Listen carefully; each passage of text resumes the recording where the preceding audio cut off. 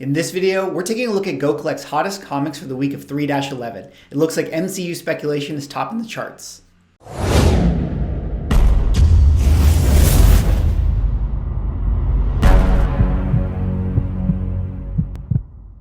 Ladies and gentlemen, welcome back to another video with Swaggle.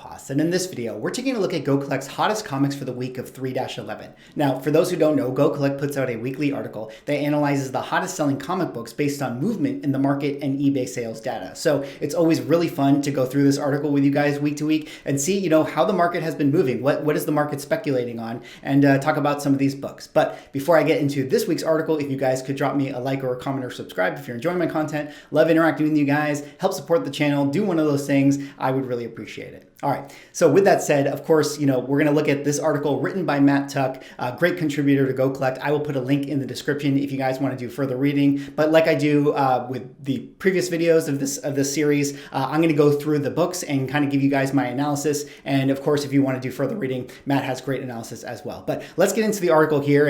And like every week, there's always really interesting books to talk about. And in this particular week, it seems like there's a lot of MCU speculation. But I guess it wouldn't be a hottest comics if there wasn't MCU speculation. So as you can see from the article here, hottest comics 3-11, written by Matt Tuck. And like always, I like to start at the bottom and work our way up. And the very first comic that we have here is called Superman's Girlfriend, Lois Lane, number 70, up 934 spots. And what is the significance of this? Well, this is one that I had to rely on Matt Tuck's analysis here, because I myself, admittedly, have never been a big DC person. But when I got into, digging and reading through the article, what I realized is that apparently this is Catwoman's first appearance in the Silver Age. And what's really interesting to me about that is that there's been a lot of characters that, specifically Captain America and Namor, and their books, as they relate to, first appearance in the Silver Age, have always been very, very respected. I mean, getting your hands on Captain America Comics #1 is, out of line for a lot of people out there who love the character. So Avengers #4 has sort of been his go-to book when you want to own a Captain America comic. So similarly here in the Golden Age, with Batman, we had the debut of the original Catwoman, but, those books are so expensive that it's hard for a lot of people in the market to get their hands on it. So for this particular book here, Superman's Girlfriend, Lois Lane, this one is actually the first appearance of Catwoman in the Silver Age. And for that reason, I think that this book has, in some kind of ways, has been sort of undervalued and now is starting to heat up. I mean, granted, we're going to take a look at the numbers together, and it is not a cheap book by any means, but it seems like the market is sort of starting to jump on this. And I think we've sort of seen this now with, a lot of the old Golden Age, Silver Age books. Because the numbers are getting so inflated, people are looking for that alternative book to own when they're fans of that character. So if you're a fan of the Catwoman character and you want to get your hands on, a piece of her history, why not get her first appearance in the Silver Age?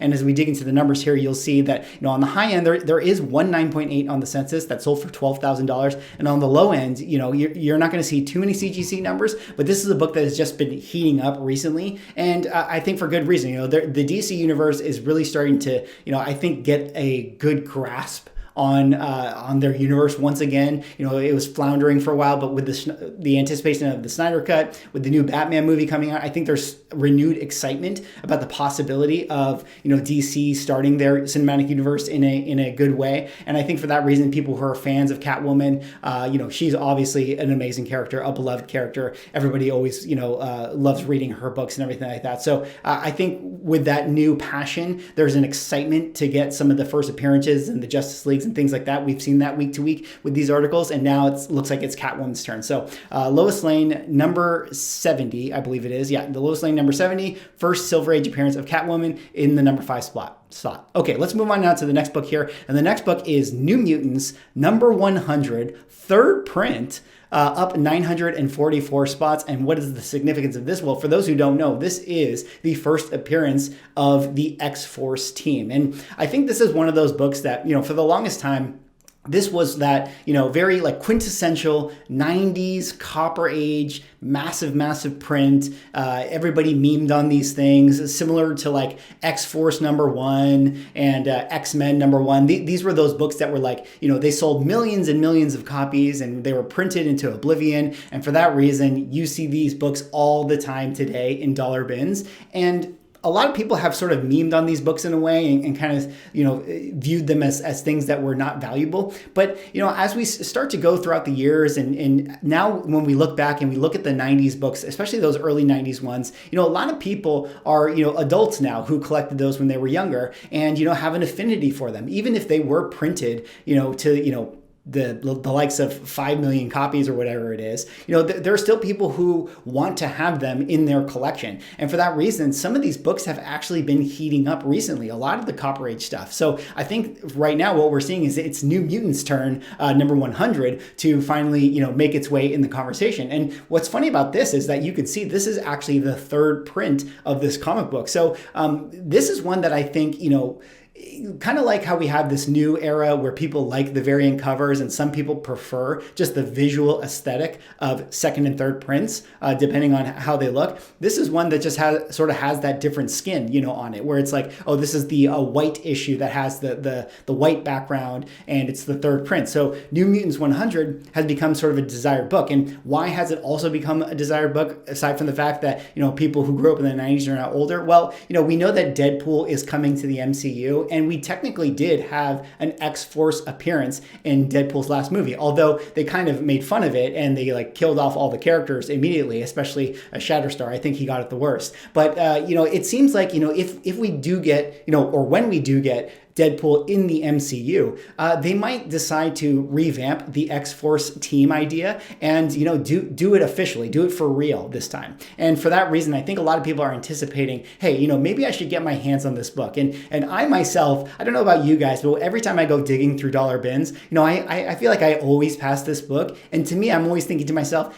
I don't need to get this today. I can get this some other day. And for that reason, I actually don't have this book in my collection because every time I pass through it, I always think, oh, I'll have another opportunity to get it later. But, I feel like now people are starting to get that sense where it's like, hey, maybe we should just grab some of these books because, when the time comes that X-Force shows up in the MCU and, this book starts to blow up, you never really know with this thing. This could be a desired item, much like how once upon a time, nobody cared about New Mutants 98, but who's to say that New Mutants 100 can't also be an extremely desired book one day? So, as we dig into the numbers here, you can see 9.8 still only, selling around that $75 mark, but you can see here, March. So that this is a book that's heating up, especially as it relates to this Go Collect article. But yeah, New Mutants 100 third printing has been heating up and is the fourth hottest comic of this week. All right, let's move on now to the third comic here, which is Uncanny XMen 191, up 947 spots. And what is the significance of this?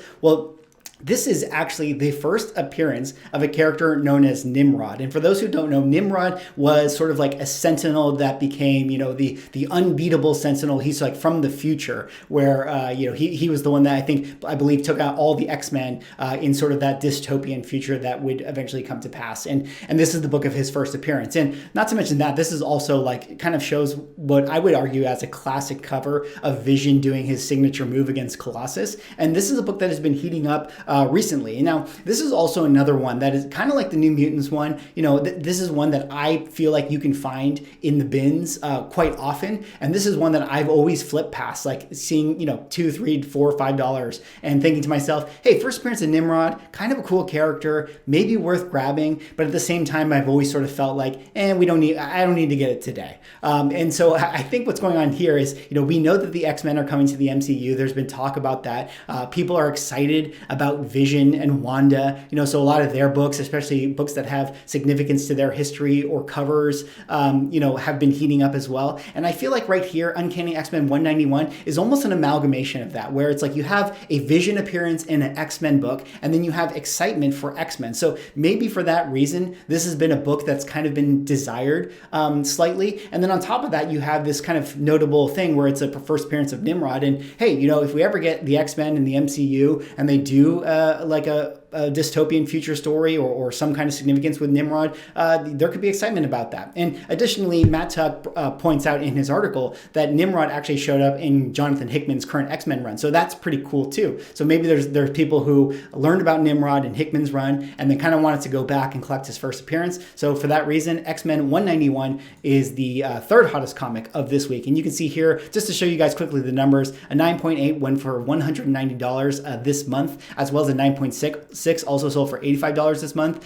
So this is something that you can see people are starting to, really pursue those high grade versions of this. And I can kind of see why with the excitement of Vision and X-Men. All right, let's go on now to the second book here. And the second one is a really, really cool one. And this is going to be Giant Size Defenders number 3, up 949 spots. And what is the significance of this? Well, this is the first appearance of a character known as Michael Korvac. And there was recently news, excuse me.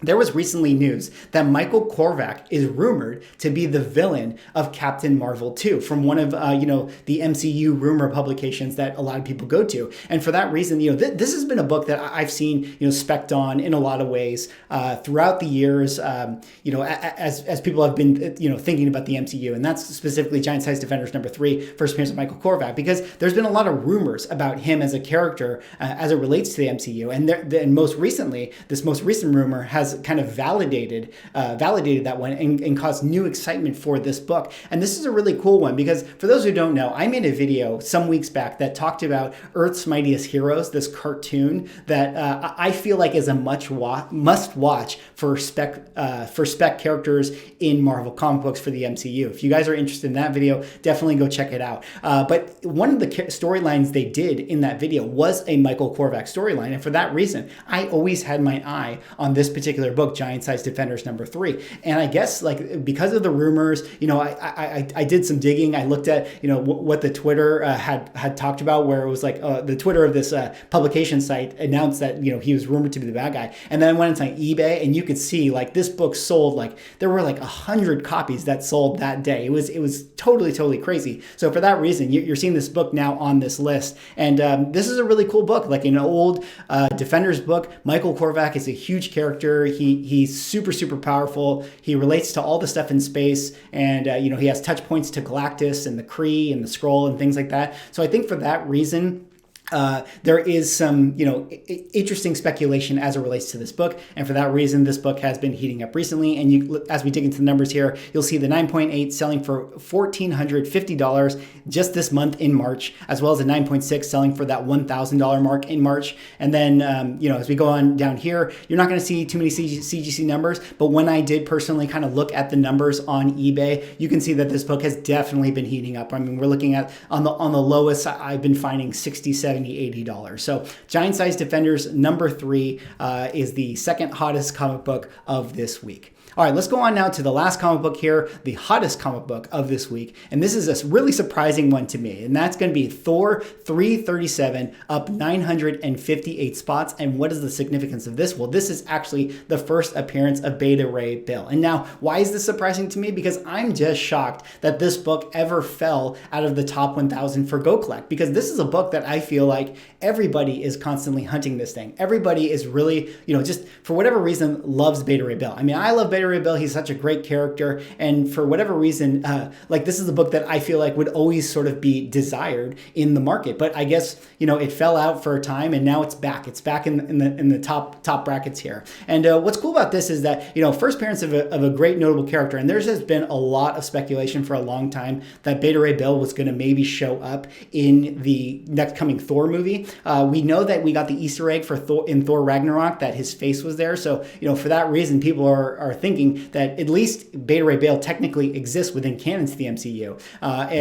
It seems very, very likely, very, very possible that he would show up in the next Thor movie. So this has been a hot spec book for quite some time now, Thor 337. Not to mention that Donny Cates currently has a a Thor storyline that I'm sure a lot of you guys are aware of and maybe have been reading. And he brought Beta Ray Bill into that run. And so I feel like whether it's MCU news or comic book news within the cultural zeitgeist of the comic book community, I feel like Beta Ray Bill is very, very front and center. And for that reason, I would have thought that this book was always being sought after. But I guess maybe, like all things, like all hot stocks, it kind of goes up and down. And maybe it fell out for a time, because I know that it was hot a few months back. But maybe it fell out for a time, and now it's kind of back into the mix. And that for that reason, it is the hottest comic for the week of 3-11. But quickly here, we'll show the numbers. You can see a 9.8 just sold $550 here in March. There were also a bunch of other March sales. You can see right here at the top end, 9.6, 9.4, all the way to 9.0, 240, 180, 170, 150, all sales in March. So for whatever reason, this is a book that has really, really been, heating up in the month of March here. And, for good reason. I think Beta Ray Bill is a great character, and it seems very likely that we might see him in the MCU. And so for that reason, he is the hottest comic book for the week of 3-11 on Go Collect's hottest comic books. Anyways, that is all I have for this video. Hopefully you guys enjoyed it. Let me know what you guys think. Do you guys have any of these books? I am super, super excited about that Giant Size Defenders #3 book, because in my video tomorrow, I will show you why, because I maybe got my hands on a copy of that book. But yeah, I'm really excited about that one. I think it's a really, really cool spec book. There's some other great books on this article that we saw this week. Let me know if you guys have any of these books. What do you think? Are you hunting any of these books? Drop me a like or comment or subscribe if you're enjoying the content, and I will see you in the next video.